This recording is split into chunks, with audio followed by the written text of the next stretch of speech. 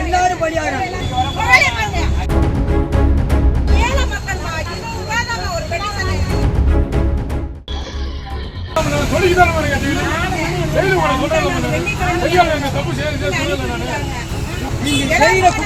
எல்லாரும் பலியாகிறாங்க. அப்படிலாம் பேசாதீங்க. நீங்க வாங்காதீங்க. 100 ரூபா வாங்க சொன்னாங்களா?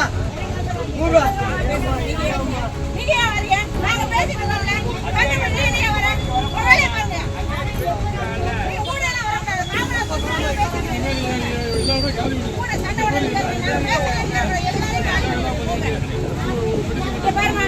ஏழை மக்கள் 20 ரூபாய் தாங்க ஒரு பெட்டிஷன்.